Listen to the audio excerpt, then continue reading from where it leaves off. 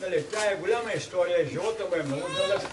Нали, и ако се съвършавам най-хубаво всичко, то днеска и утре няма да не стигне.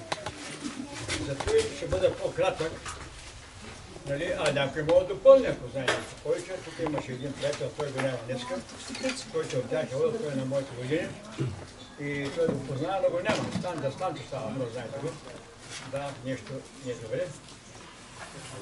Сега, дядо Влайчо, чувате ли ма? Да.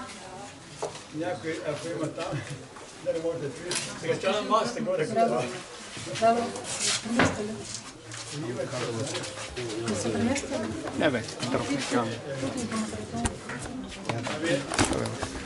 Знаете, той е тук роден. Дядо Влайчо, в тази посока. Баща му и семейство земеделци хора. Орачи, копачи, добита колко ще.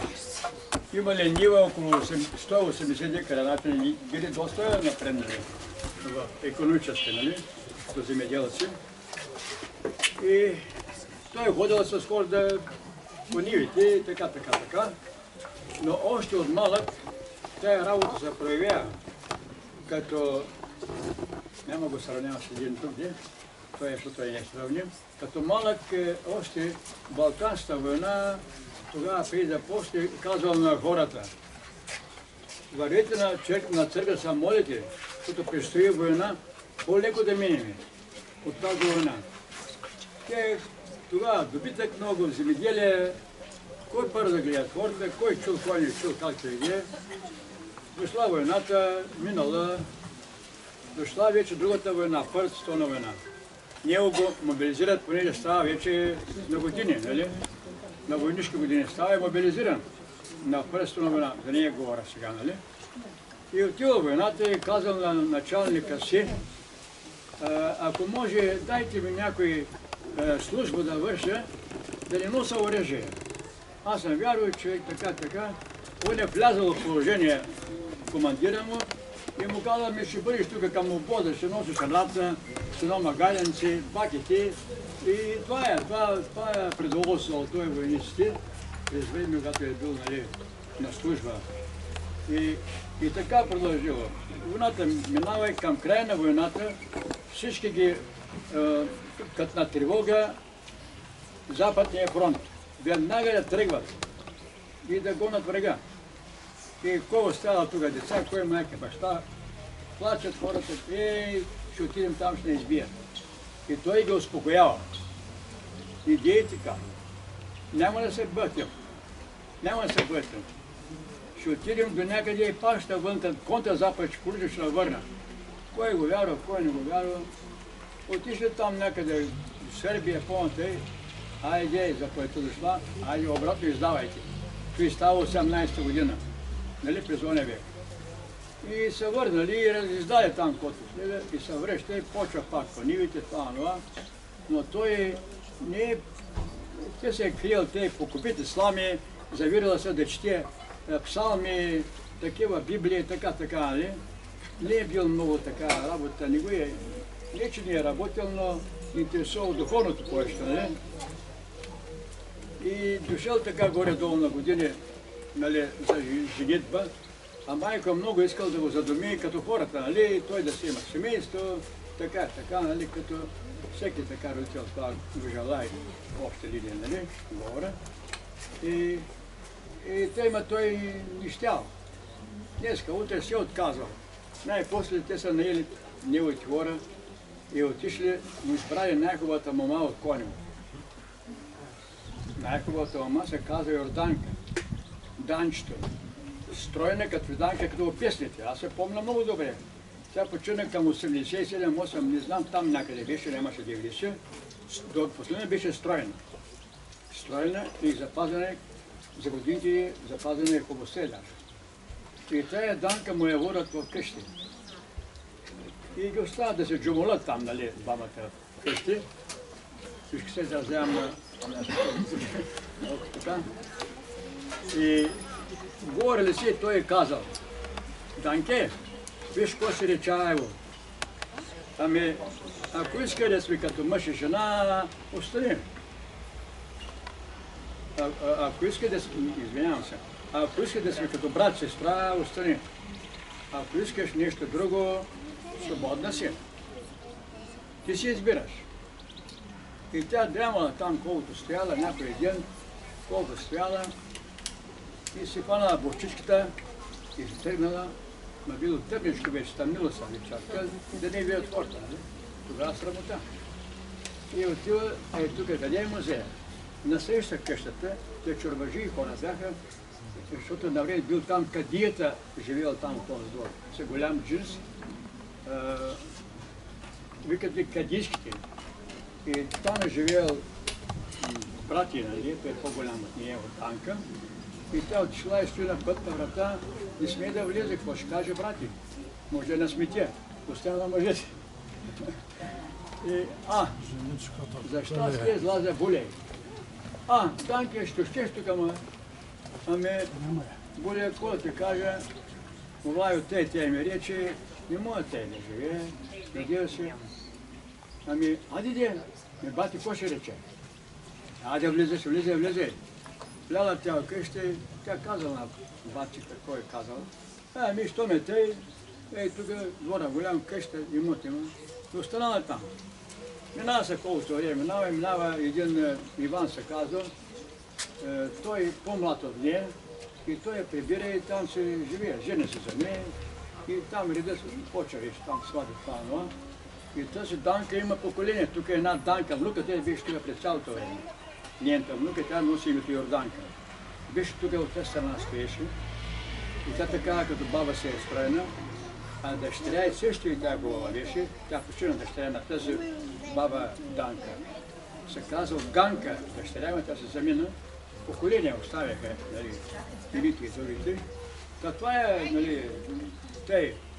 И после какво става Дедовлайчо? Някъде към 20-та година или малко по-рано да е било, след войната, разбира се. Годината не мога да кажа, ама около 20-та година, станало му лошо на нивата. Станало му лошо и каза, прибирам се в село, че ми е много зле.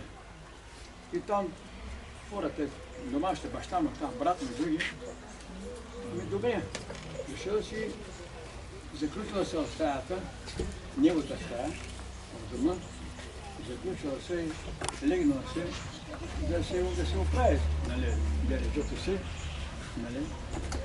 И по едно време, както е лежал на легото, нещо го издигва от легото нагоре, на метър от земята.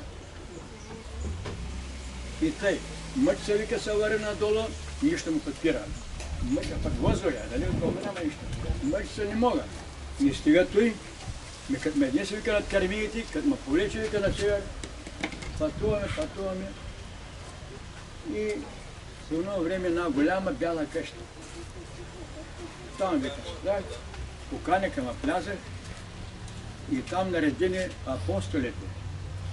Всички апостоли наредени там. Да.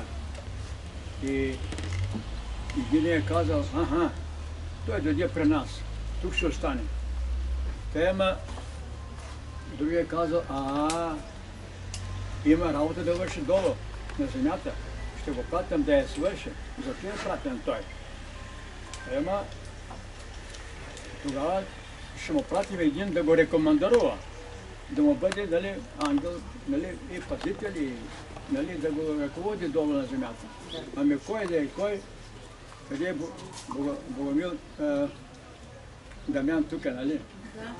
Изпратили кой мислите? Свети Стефан. Стефан Парозване, там дето го бил с камъни, нали, на Христос. Не го пратили да го пази тук и да го движи, да го напъства. И така, и го върнали. И като са върнали, пас отчел на мястото си. И той пък малко се шагуваше да лайче.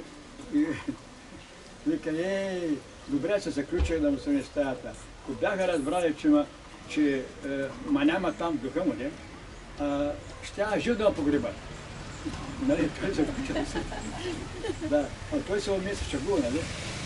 Така, това са подробности, не ти казвам. И така, вече е почвал. Той преди приемал хора и посъбрали са доста хора кръсят го, вече проява се като такъв.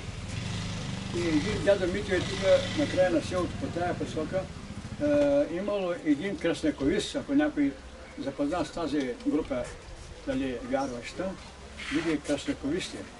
И там се събирали от тях. И вканили него. И той ходил с Дагестан. И като е ходил там веднъж, изпада в транс. В транс изпада долу, лежи и те се молят, обаче не могат да го освободят. И той се обадил.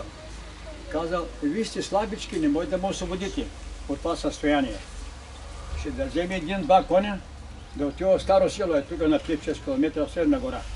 Селото, да отиде там, да вземе бай Петър Пастърмаджиев и той ще го освободи. И един бързо на два коня, нали, единия кон с него, другия го язи, отиват, бай Петър тръгва и оттам до тук той казва, сега са там, слаят от Баира, сега са еде къде до края нива. Ай, идете порти, да хората са вече на порти. Цялото той диктор, докъде се стигна, тук мярата, той я знае, нали? И отворили, и той направил молитва и той нали, станал така, се освободил от тия, нали, от това посещение, да го кажа. И така, продължил там да събират от баба Митю, той има дошли много гости. И ай тъй като тук е голяма събра, лятно време, сянките, и като се сервира да обяд, като сега, ние късно сега, нали, той на него сервили една, като где викаме месирка, пуйка, един копан от пуйка. И той като видял какво има в чинията, каза, тази къща не е за мен. Аз се намеря друго място, де се вършат духовната работа. Друга къща се намеря. Тази къща, няма да ви я кажа коя е, ще я видите после. И така, остава ги и се изнася, а тогава тая къща една баба живела, баба Рада, не е в тях, друга къща, сама. А къща била направена, а младите хора живеели в свека се кърва. Още, а къща направена.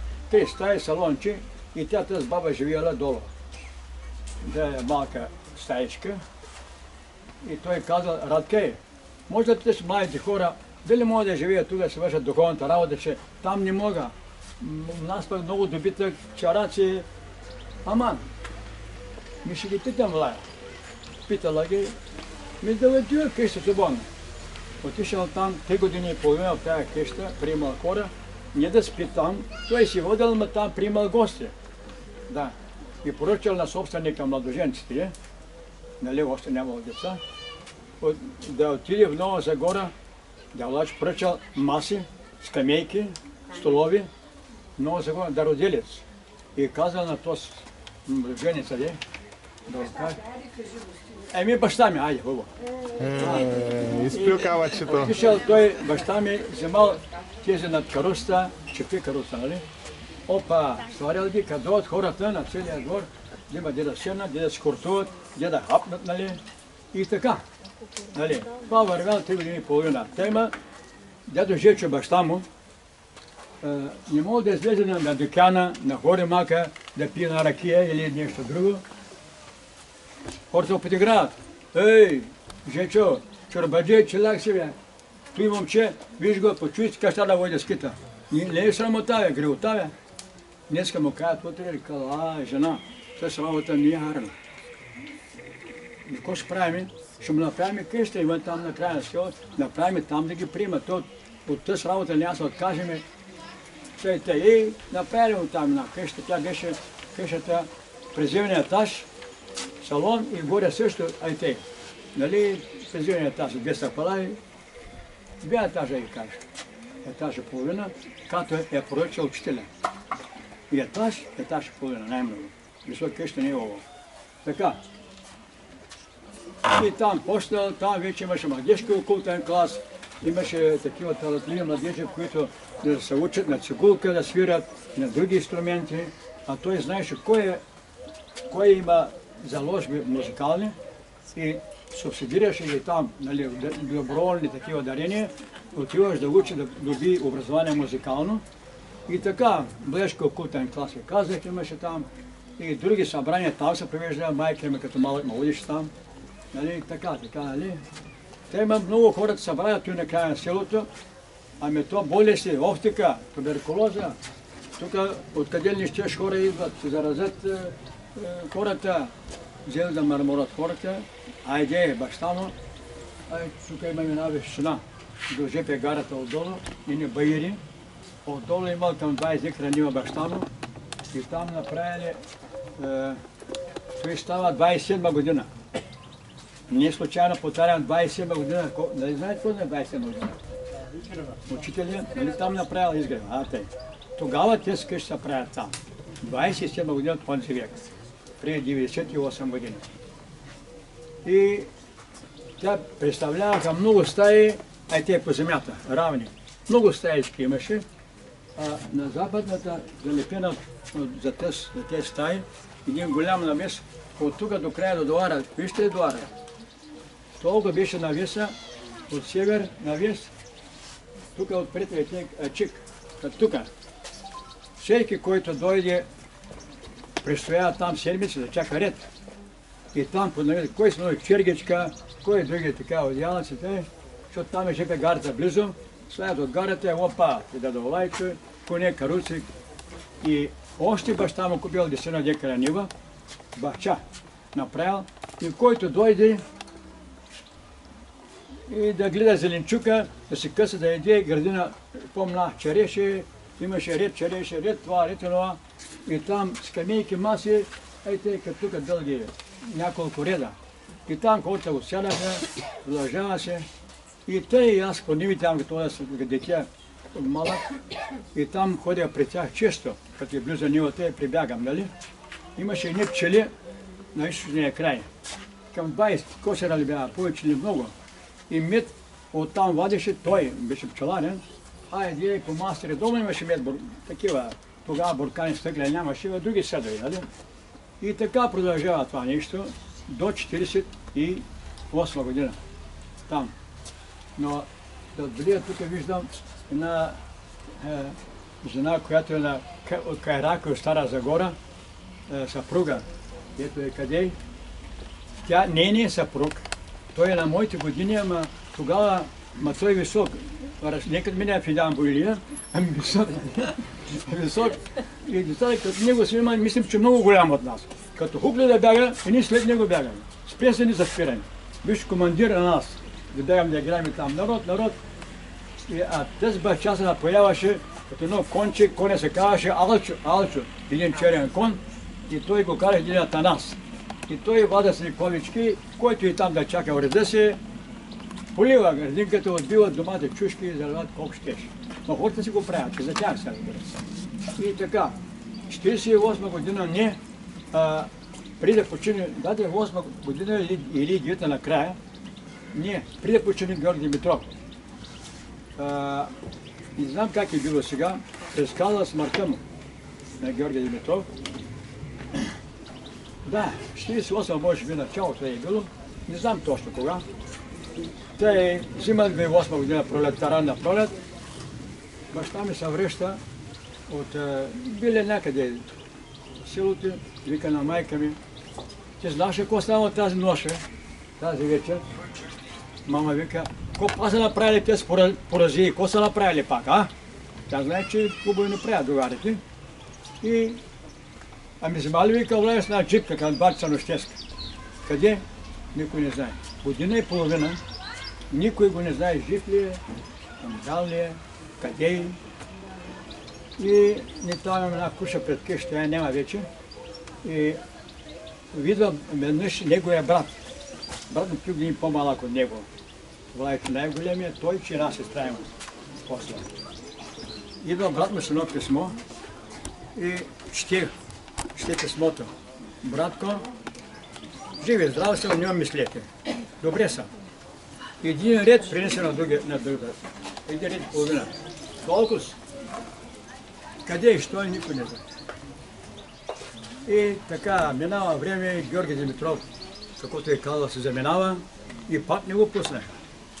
Макар че е познал, ама не го пуснаха. До 50-та година стои в този затвор. Белен е там, къде беше долу към мините там, Софийско, там где беше. И бил на една мина, там работил.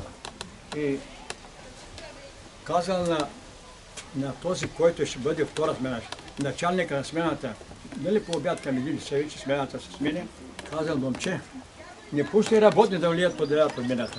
Задръж ги. Ще му накажат. 15 минути излезе само 15 минути. Они са излезли вече. Трябва да влезе новата смена. Задръж ги, няма да накажат.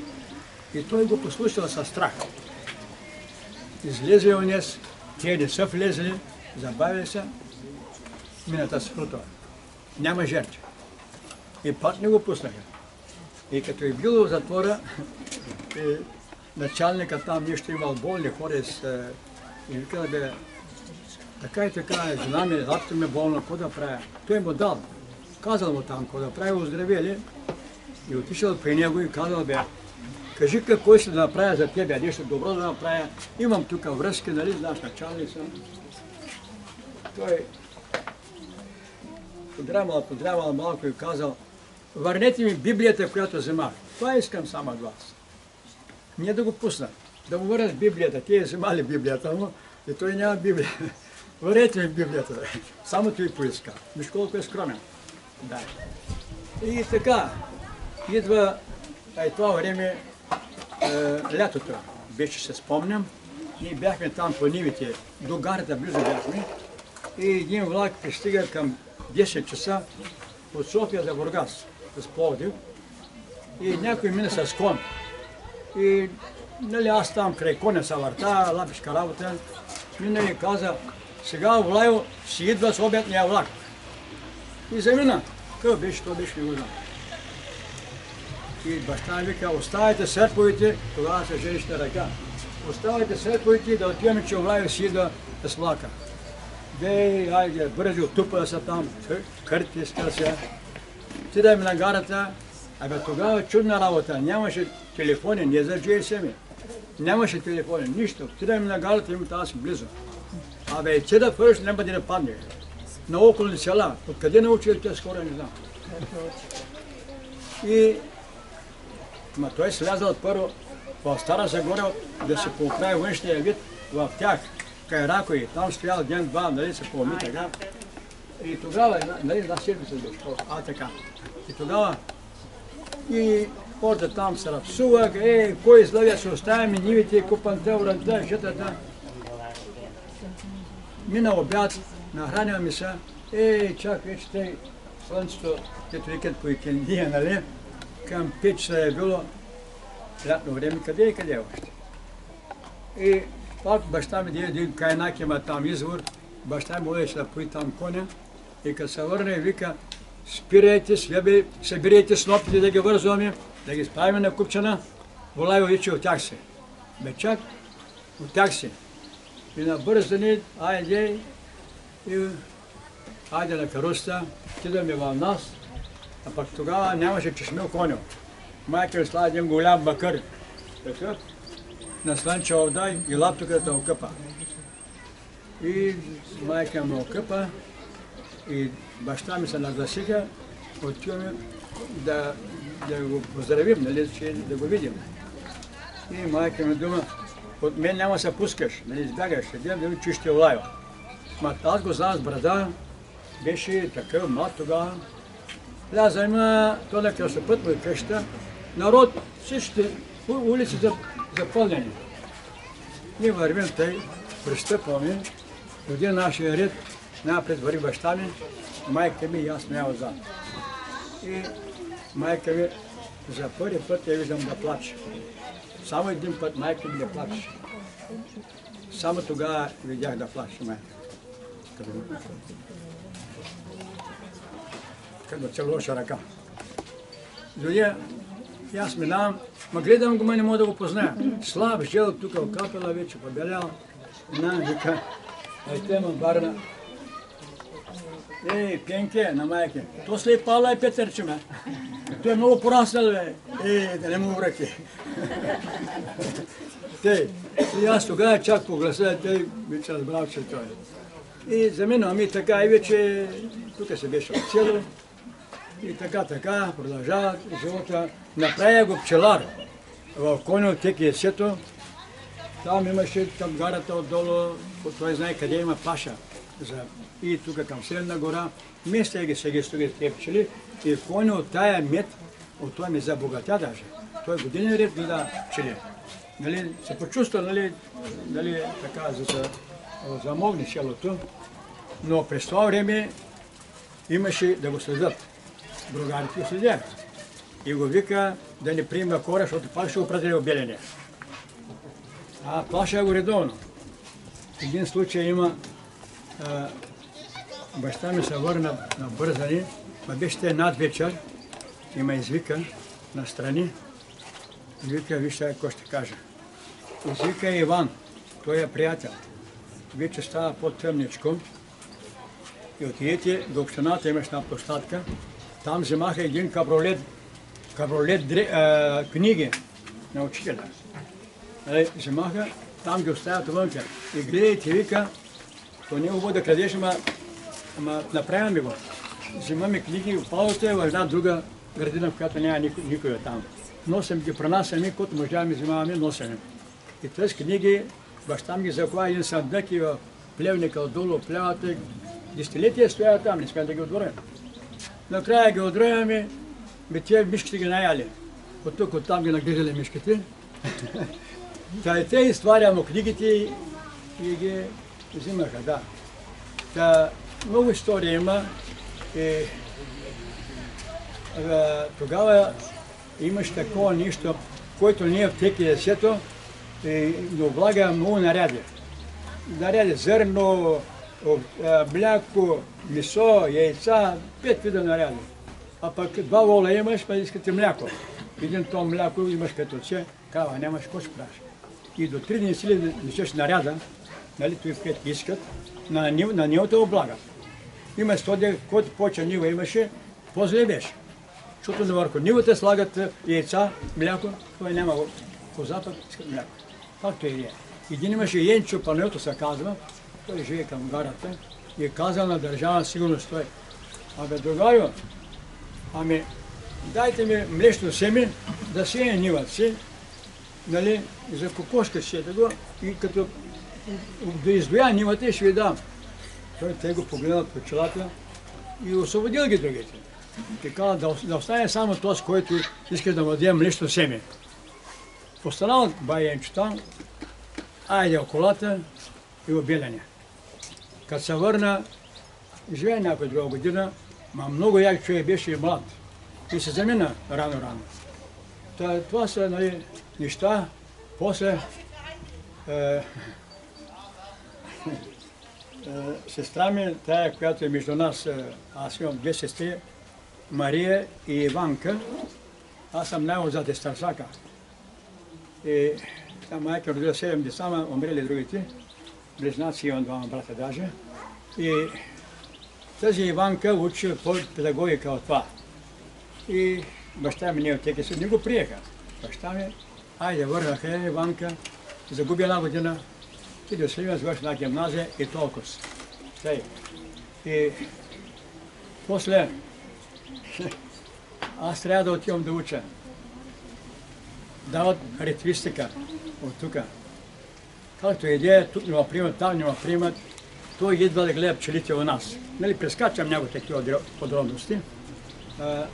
Пчелите нашите ги няма на работа, само аз съм у нас. Петърчо, вземи духалото моето момче, ела да видим мухата на какво състояние. Мухата на пчелите, нали?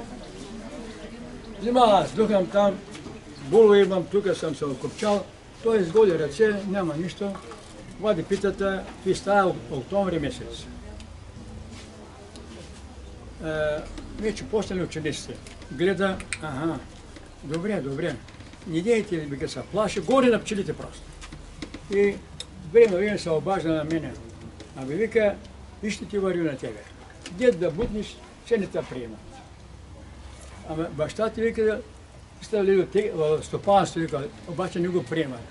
Кълка бат имаш ти, вика. И баща ти той няма, тъй.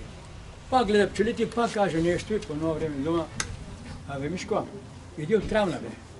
иди от Трявна, имам един приятел, той там даскал, вика от това училище. Ще напише едно писмо, за дойде баща ти и кажи, че да дойде да вземе писмото от мене. Тъй, дойде се нашите казаха и той вика баща ми, аз ще излиза сред село, пък ти иди в Елайо да вземеш писмото. Той ще отива я на Хоримак, я до магазин. Защо? Аз не знам. После разбрах защо. Няма пари. Взима пари от Крашмарина, да ми даде пари на мен, да хвана влака и аз, кога съм отидел в Трявна. Айде, на другия ден Стара Загора, оттам Трявна, отида от Трявна, то края на октомври и писмото, даскала го гледам една честачка ми, викам тъй, той вика при директора. Извика я го, викам той писмо за вас. От брат Блайчо вика. Те са, дали, той е нашите, брат Блайчо, там е учил. Тивам, чакай, вика тук, аз ще влия пред свърша работа и ще излеза. Взима той отиде, дали, чел писмото и се върна при мен и вика, виж какво ще каже. Няма никъде място. Всичко е заето, резерви има. Ако се откаже някой, остави си, вика, името, телефона аз го взема. Оставя се аз тук името и, нали, в село, тогава почтата, заявка даваш и чак тогава, нали, след ден-два. И аз едно колело имам, разкарвам се и баща ми, извикали баща ми, него намерили, не мене, и казал, пращай веднага момчето. Отивам аз там и той ми дума даскала, виж какво, само едно единствено място има, но никой не го взема, резерви много не го взема. Бе, къде да ми казва, резбарство, интарзия, направено музикално литературство, на инструменти, мебели, виенска мебел, аз не съм ги чувал някои работи. И мисля се отказвам, да бягам. Но викам па дядо Блайчо, прати ще го изложа. Няма накъде. Те не спощали вече месец нагоре. Учат. Останах и така, да ми помогна за тая работа той. И много работа, още може да кажа. Одея някой тук подхвърля нещо. Кой беше? Де е този брат, не го виждам. А и там ми каза, за богомилите, да. Вече аз бях се оженил, децата по 10 години и извадяме мед от пчелите, една пролет, беше юни месец, може би. Мед и там една голяма чиния с общината меда и под крушата майка на баща ми, жена ми, лапята и той. И един мед с общината, приказваме се и по едно време майка беше много енергична и пъргала. Нали, върви разговор, тъй. Вика, абе, Олайо, я ми кажи, като дошла у нас, къща ми светла, двора ми светла, а тъй вика, ще фръкне и го показва. Ние се смеем с нея. Ще фръкне ми, като си тук вика дошла, бе. А тъй светна и очите, друга става сега. И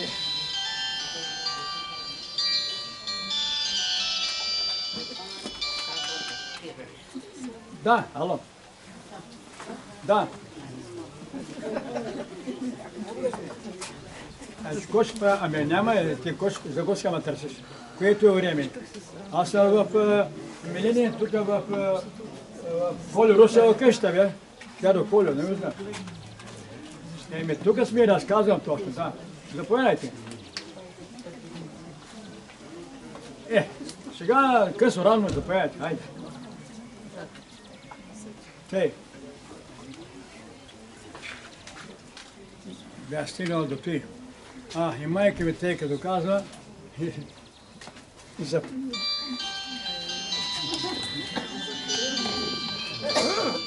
Да. Да, кажи ли? И не разказвам ли още? И казва той, Майтап стана малко майка ми тейка да показва и вика, Пенке, виж какво ще кажа. Ти не помниш, викам, аз ще кажа. 10 век, вика, през време на богомилите, ние, вика, па бяхме заедно с тебе. Като нагониха да нагорят, да не омъртвяват, ние па бяхме заедно, имаше много хора. И ние бягаме с теб, се криеме по пещерите, по горите да нахванат. Зато и сега се обичаме пак. Значи пак съвременница става в този живот. 50 век така. Той други правдани да има. Нали? Та той го каза пред нас, нали, аз съм вече на 35 години. Бях на възраст тогава. Защо чуеш и съм малко. Да. А и това, което става пред моите очи, нали? Има и други неща. Дойде на времето един дядо Андрия от село Стенско, Търговишко. Дойде една вечер към 7:30-8, а то ноември. Не, тъмно, нали, 7 е тъмно. Дойде то така, леко валеше един дъжд, лека, слаба работа. Един лопа на вратата, моите каки ги няма, едната учи, другата се ожени, аз майка само съм. И тя преди нещо на лампата. Лопа се, тя вика, иди виж кой хлопа на портата. Отидах, влизам един човек с каскет и нали баща ми, пак той много приятели имаше, беше така речовит. Аз почна да го кана, тогава съм 12 години, почна да го кана. Първи, той не ще, щом го няма бащата, няма да влиза. Няма ли от този татко, вика, няма да влиза. Върви бе, те ме забавил се, майка ми се показа. Що не идва бе, какво стана? Вика му, че татко го няма, не ще да дойде. Я да дойде да го навидам на лампата. Те беше майка ми директна. Дойде, майка, не ме познавам. Бързо се обуваш, върви търси баща си. Аз се обув, де да го търся в това време? Как те, нали знаеш къде? Ти да чуеш гайди и кавали, там ще е бащата. Айде.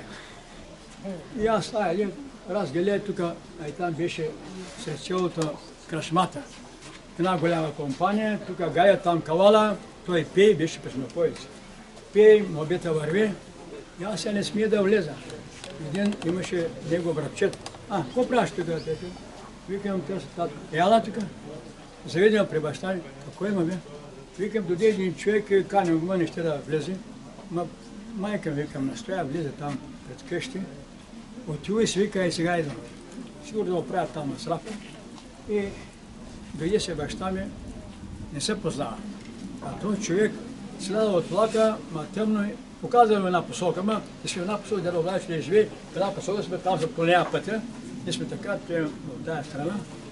И влизай, щом дошъл, вика, ти отзори идиш тук, влизай. Вика на майка, виж там направи нещо да нагостим госта. Пак утре, вика баща ми, утре като се съмне, жена ми ще да го извика, ще дойде тук. Той гледа, не му се вярва чак. Толкова лесно ще стане. Както идея, мина нощта, аз съм втора смяна на училище, тогава много деца. Учат тук на втора смяна съм. И сега искам да видя, чуя, какво ще каже. Дойде дедо Лайчо, аз стоя там и чета. Какво чета? Аз изобщо ушите ми там са. Пък гледам учебника. И като влезе дядо Лайчо, той стана, този дядо Андрей, стана му ръката и трепери, целува му ръката. И той го успокоява, дядо Лайчо каза, Андрея, не са запознали, никой не знае името. Андрея, сини, айволо, вика, сини.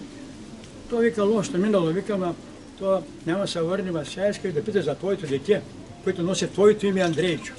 То на 5 години до 6 лапито, за него да пита. Ма той не се обадил, човека плаче. Ама, вика, не се бойте, вика.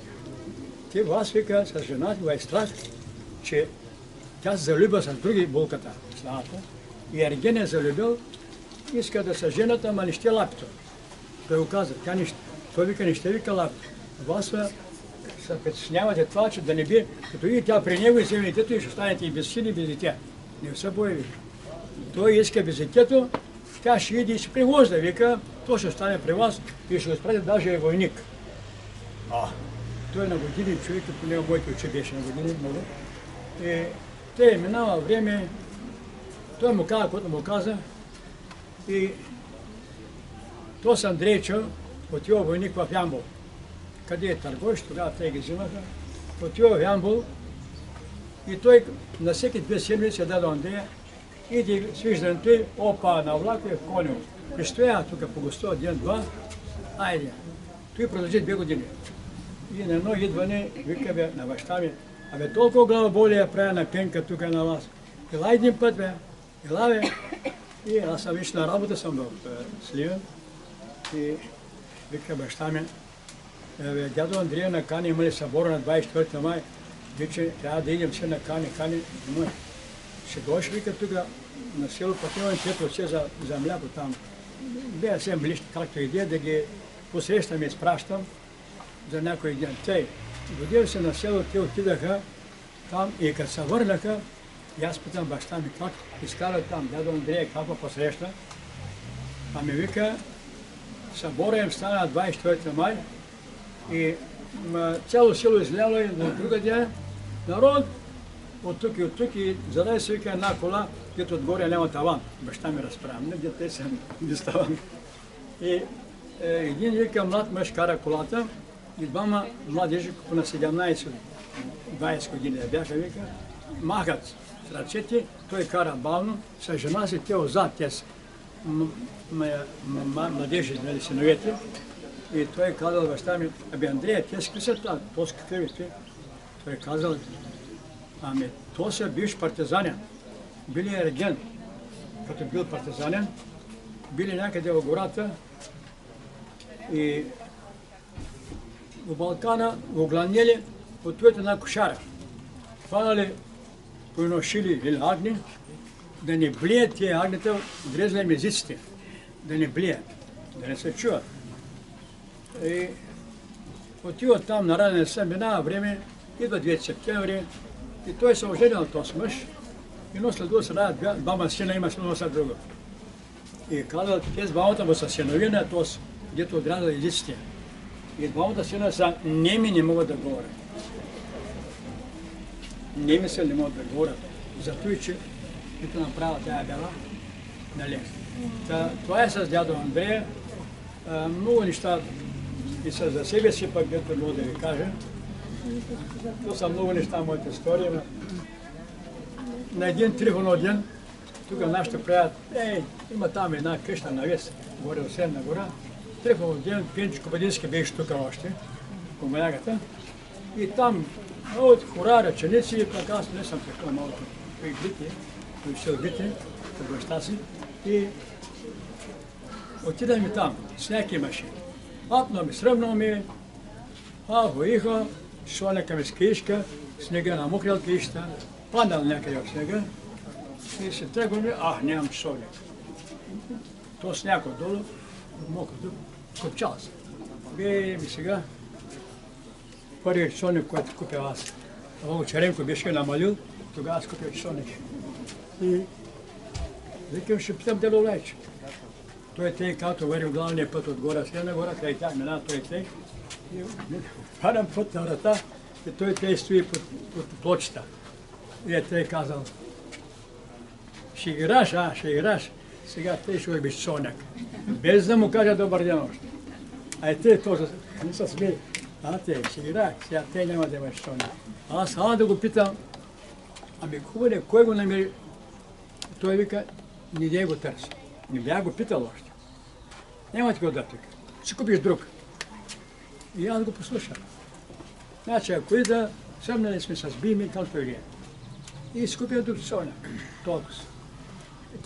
Това е, нали, дето с мен. То много неща има. За училище ви каза това. И ще ви кажа още един случай, защото да не ви омръзна. Той е много така интересен. Даже живота спасяваш, казвам. Бях, макар че не ме пуска доброволно с пари да излеза навънка на екскурзия по имска да отиваме в Германия, по нашия лагер, не ме поставя мен и жена ми, защото така и такъв съм бил, както и да е. Обаче от предприятието искат 6 човека да отидат в Унгария да работят на пакетно подигаще плоче. Аз съм работа само физическа. Макар че ми предлага хубава работа, така и така, но аз не приех. Както и И там работех и викам, те ме няма пускат. И се написа много от колегите. Той ме, кой майка не го пусна, кой жена, ама кой не знам какво. Дойде ред, аз да пожелая. И той ме извика там, който беше говорника. Те, и викам, аз ще отида, ма няма пусна. Вика, то те не става, ни дам вика информация.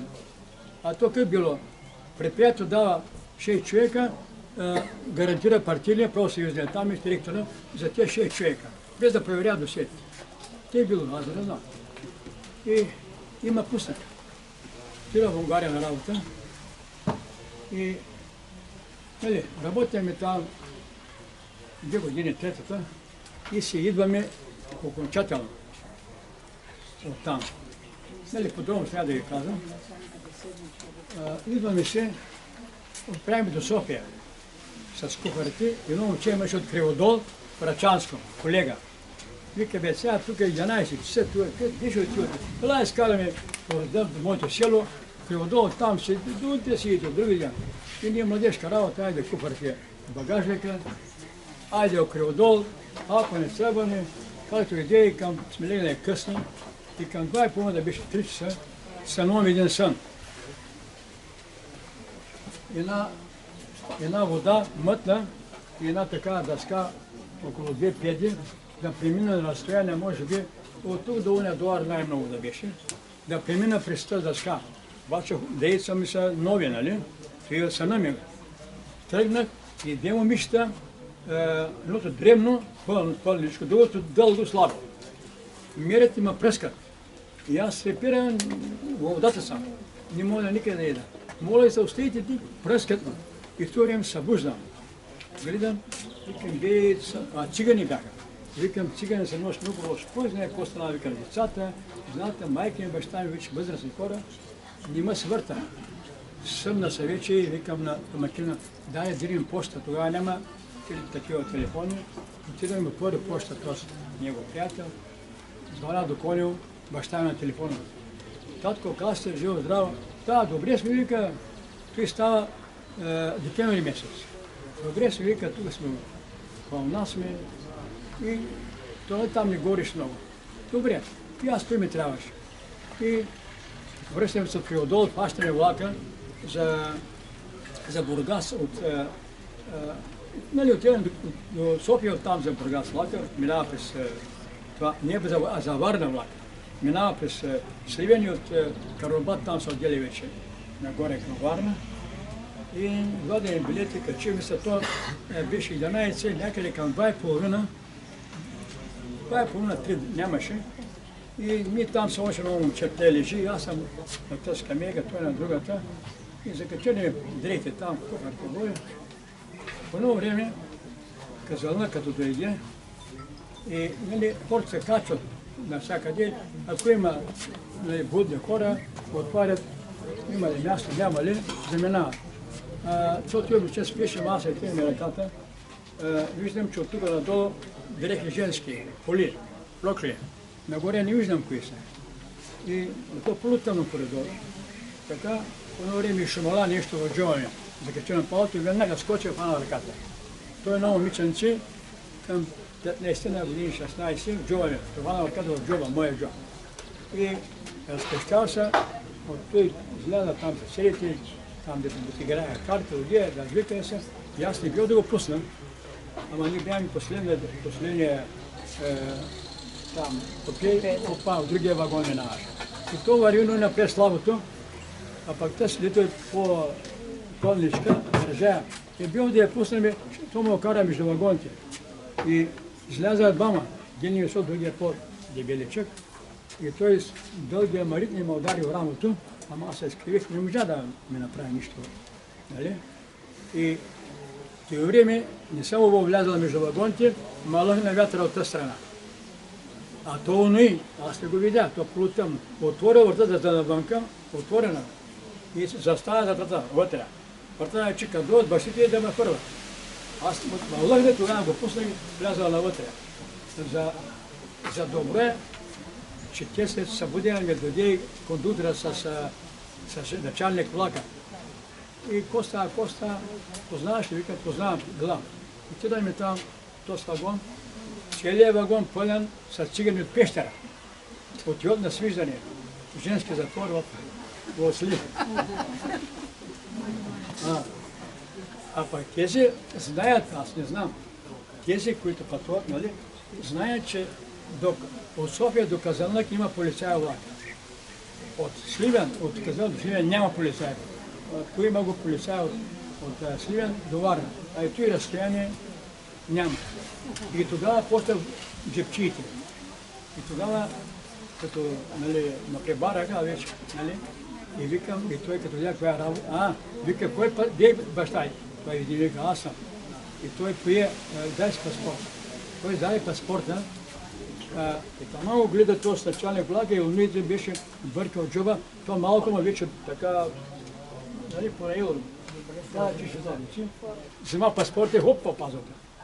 И той реба, че работа сериозна и знае, че няма и полицай. Настъпама, вика, ала с мене, отиваме, ответ при локомотива, викам, вика, багажа е там, купари, кажи ми, съвре. Няма страшно. Ало, так, обая се на полицията в Сливен, происшествие има, влака няма трен, докато да реши въпроса. И така, и аз стоя пред.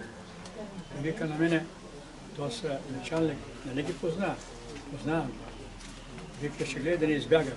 И аз гледам само, слизам къде са тези двете обичта. И те минават, нали, те има до перона да отидеш, отидах да ги стигнах, но двама полицаи има от тебе по-високи.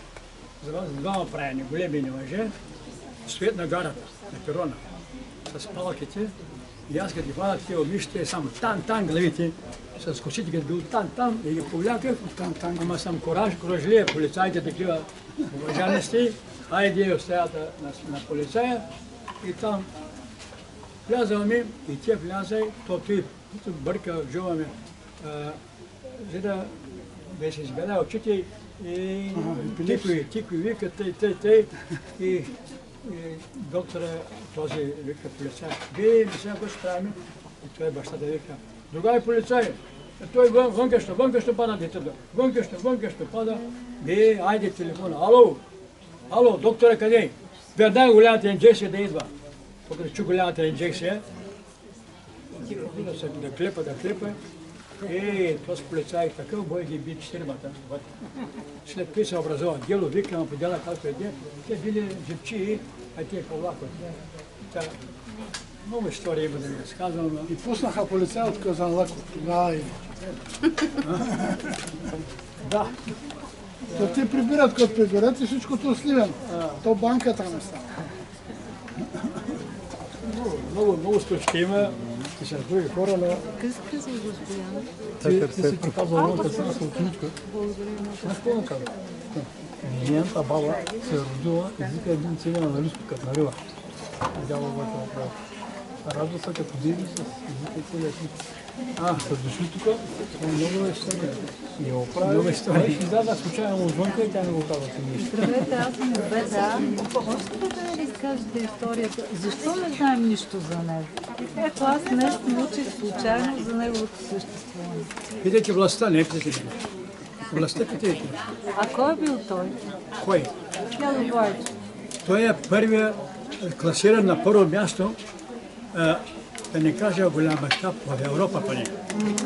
70 и някоя година събират 200 човека. Ой, извиняйте. Събират 200 човека ясновидци, кой повече, кой по-малко. Викат и него, викат и Ванга, и от други от тук, и от цяла Европа. И има комисия от европейски тип, специалисти, да ги тестуват. Идват тук в София, никой не става през комунизма. Никой не знае тая работа, какво става в София. И тестуват ги, всеки дава от тия професори, специалисти оценка. На този стол, кажи кой има хотел Лондон, кажи кой има и да къде си, къде кой има. И всеки си казва. И накрая какво стана? Дядо Лайч получава 96%, доколкото съм информиран краса, познаваемост. Ванга 82. И другите все по-назад са. Да. А те са няколко процента, те не са 100. Той не ги каза. защото се пати от той казване. Защото той предказа на Димитров смъртта и го осъди. Ако каже тук някой партиист, нали, какво става, и затова за тези някакъв процента не ги казва. Вече не ги. Да. Тъй, че много неща има, ама те закъсняват. Значи не ги е виждал, но ги е знае. За тази Людмила Живкова, че тя я пратила отгоре да се роди тук в България, в Бялото братство. Да се роди тук в България. Да. Но тя, нали, и тя върши. Тя върши тези работи, понеже пращат да бъде дъщеря на Живков, преди да има възможност да не спират нищо, да си върши работа. Така го правише. Нали? Но всичко това не остава тайно от бившия Съветски съюз и си вършат работа. За Рьорих няма да е простат. Как е простят? Вас кое е най-голямото чудо, което са направили? Кое? Според вас кое е най-голямото чудо, което са? Всичко е чудо, бедно. Всичко е чудо. Той какво е правил точно? Ясновидец бе. Ясновидец. Те знаят то дядо Андрея, като казва, вие какво да им кажа. Дядо Андрея един дойде там, в нас. И дядо Андрея разправя сина, след е починал. И той вика, той син се казваше Атанас. Его е пред нас. И казва, черноок, със среден ръст, хубаво развит, чутлива черна коса. И тук е при нас. И баща му той се кокоре, нищо не вижда. А той го вижда и му казва, всичките му външни черти. Тук няма най-много чудо. Всичко е такова. Всичко е чудо. Разбира се. А как се е появила дарвата? Малък още се появява. Как разбира, че вижда повече? Той е бил кротко момче, четял псалми, такива книги, Библия, това, но лека по лека, нали?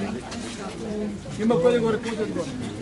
Добре, защо църквата не го обявила за Много просто, защото тя не е на място. Тя не върши престоите неща. Да, Къде може да я питам? И за питат попови, пръдали мълчат поповите, извинявам се това. Значи, кога носил Христос черен дрехи и телевят? Да опитам вас. Интелигентен човек. Кога е носил такива? Той се носи кръста с двамата престъпница и при отиде на Голгота, хвърля се кръста. Не го ще. А сега виждаш лампади, който е нещо. Кръста е на смъртта. На смъртта. Ние да го носиш. Ако, знаеш какво казва на това място? Който носи кръста, може да носи кръста само този, който е готов да умре на кръста Христос. Аз не съм готов. Да той носи кръста. Който е готов да го носи. Питам аз, тия кръстоиди, готови ли да умрат на кръста Христос? Никой не е готов. Ма вижте ма, аз съм пълчки човек. Няма такова нещо. Религията бизнес ли стана? О, нещо повече. Винаги е било. Ламтеж. Не само бизнес, ламтеж. Категоричен съм. Много ви благодаря. Вие точно как се казвате и с какво се занимавате? Да ви изпиша, как се казвате точно? Петър Севов. Севков. С-Е-В-К-О. Благодаря ви много. От кое си интересно? От Сливен, от двете аз Сливен.